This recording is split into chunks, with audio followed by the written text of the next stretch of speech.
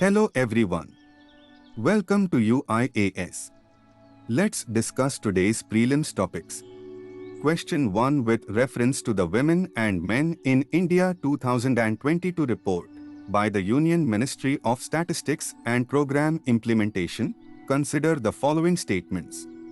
1. India's sex ratio, females per 1000 males, is expected to improve to 952 by 2036, up significantly from 943 in 2011. 2. Low participation of women as compared to men in India's labor force may be due to social factors, educational qualifications, and gender discrimination in terms of wages and opportunities at the workplace. 3. Men in rural areas earn less than women in urban areas. Which of the following given above are correct? A. 1 and 2 only. B. 3 only. C. 1, 2 and 3. D. 2 and 3 only. The answer is A. Men in rural areas earn more than women in urban areas. But women are still largely left out of the labor force, restricting their scope of financial independence. India's labor force participation rate, defined as the percentage of persons in the labor force in the population for those above 15 years of age, has been on the rise since 2017 to 2018. However, women are severely lagging behind men. The rate was 77.2 for males and 32.8 for females in 2021 to 2022, with no improvement in this disparity over the years. The average wage earned per day by casual laborers in work other than public works only further highlights the disparity. Men in rural areas earn more than women in urban areas. Question 2. As per Maritime India Vision (MIV) 2030, consider the following statements about. 1. India intends to increase the share of IWT to 10% as per Maritime India Vision (MIV) 2030.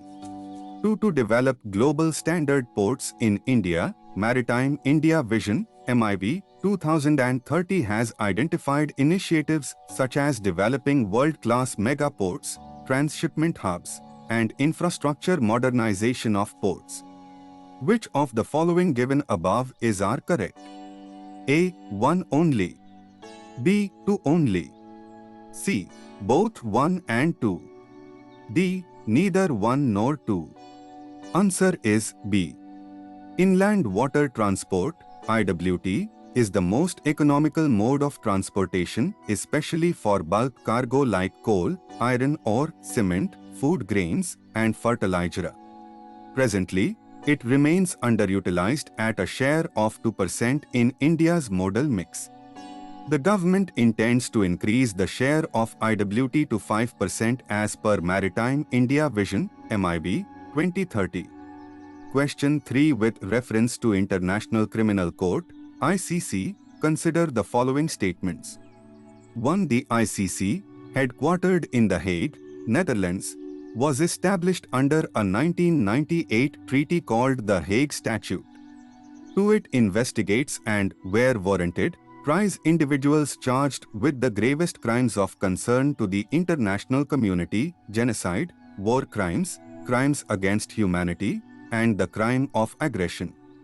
3. Unlike the International Court of Justice (ICJ), which deals with countries and interstate disputes, the ICC prosecutes individuals. Which of the following given above are correct? A. 1 and 2 only. B. 1 and 3 only. C. 1, 2, and 3. D. 2 and 3 only. The answer is D. The ICC, headquartered in The Hague, Netherlands, was established under a 1998 treaty called the Rome Statute. Presently, 123 countries are party to the Rome Statute, including Britain, Japan, Afghanistan, and Germany. However, the USA has kept its distance, maintaining that ICC should not exercise jurisdiction over citizens of countries that are not a party to it. Similarly, India and China have also abstained from membership. ICC's jurisdiction is limited to offences occurring after it came into effect on 1 July 2002. The offences should be committed either in a country that ratified the agreement or by a national of a ratifying country. The ICC can also practice its jurisdiction over cases referred by the UN Security Council to it. Question 4. Consider the following statements about net neutrality. 1. It is the principle that Internet service providers, ISPs, must treat all Internet communications equally. 2. The term was coined by Columbia University media law professor Tim W. in 2003 as an extension of the long-standing concept of a common carrier, which was used to describe the role of telephone systems. 3. Supporters of net neutrality argue that it prevents cable companies from filtering Internet content without a court order, fosters freedom of speech and democratic participation, promotes competition and innovation, etc. Which of the following given above are correct? A. 1 and 2 only. B. 1 only. C. 1, 2, and 3. D. 2 and 3 only. The answer is C. Supporters of net neutrality argue that it prevents cable companies from filtering Internet content without a court order, fosters freedom of speech and democratic participation, promotes competition and innovation, prevents dubious services, maintains the end-to-end principle, and that users would be intolerant of slow-loading websites. Opponents of net neutrality argue that it reduces investment, deters competition, increases taxes, imposes unnecessary regulations, prevents the Internet from being accessible to poor people, prevents Internet traffic from being allocated to the most needed users, that large Internet providers already have a performance advantage over smaller providers, and that there is already significant competition among Internet providers with few competitive issues. Question 5. With reference to bail, consider the following statements. 1. Although bail has not been expressly defined in Indian statutes, the Code of Criminal Procedure (CRPC) differentiates between bailable and non-bailable offences. 2. Code of Criminal Procedure (CRPC) defines two kinds of bail that can be granted: regular bail under sections 437 and 439 and anticipatory or pre-arrest bail. 3. The provision for anticipatory bail was introduced under Section 438 of the CRPC after the 41st Law Commission report in 1969 recommended the need for a measure. Which of the following given above are correct? A. 1 and 2 only. B. 1 and 3 only. C. 1, 2, and 3. D. 2 and 3 only. Answer is B.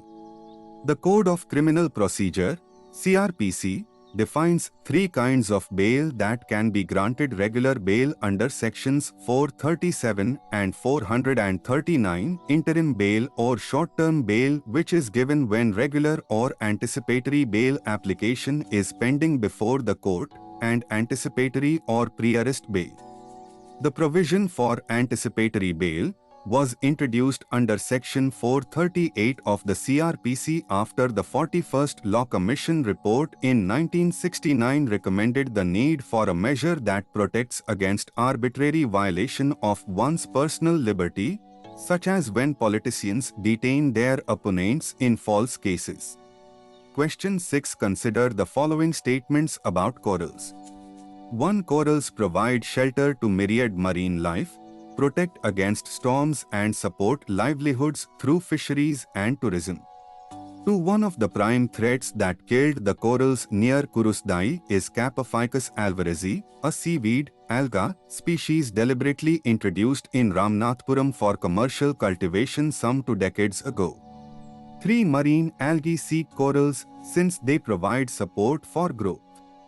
Which of the following given above is are correct? A. 1 and 2 only. B. 1 and 3 only. C. 1, 2 and 3. D. 2 only.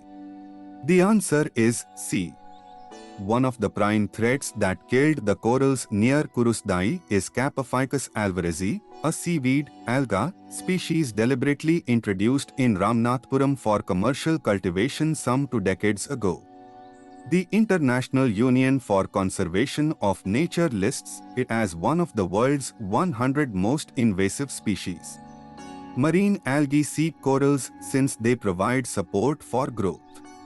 But live corals use their defense mechanisms to prevent a hostile takeover. Though corals can protect themselves from native seaweed, they lose to Capophycus. The seaweed is dangerous because it grows fast, doubling its size in 15 to 30 days, and seeks out live corals to thrive on, unlike native seaweeds, which typically grow on dead corals. Commercial production of Capophycus began in the 1960s in the Philippines, the native land of the species. It has since been introduced in over 20 nations.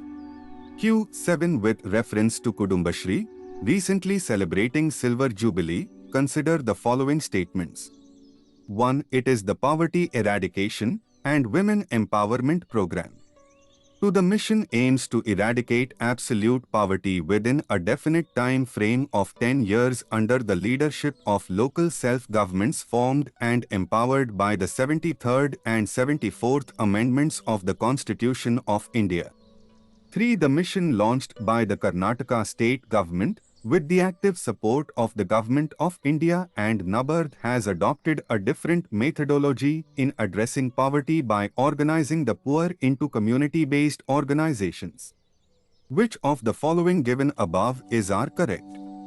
A. 1 and 2 only. B. 1 and 3 only. C. 1, 2 and 3. D. 2 and 3 only. The answer is A. The mission launched by the Kerala state government with the active support of the Government of India and NABARD has adopted a different methodology in addressing poverty by organizing the poor into community-based organizations.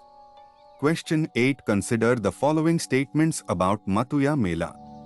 1. The mela is being organized to celebrate the 212th birth anniversary of Sri Sri Harichand Thakurji, the founder of the Matua sect. 2. Originally from East Pakistan, the Matuas migrated to India during partition and after the creation of Bangladesh. Which of the following given above is are correct? A. 1 only. B. 2 only. C. Both 1 and 2.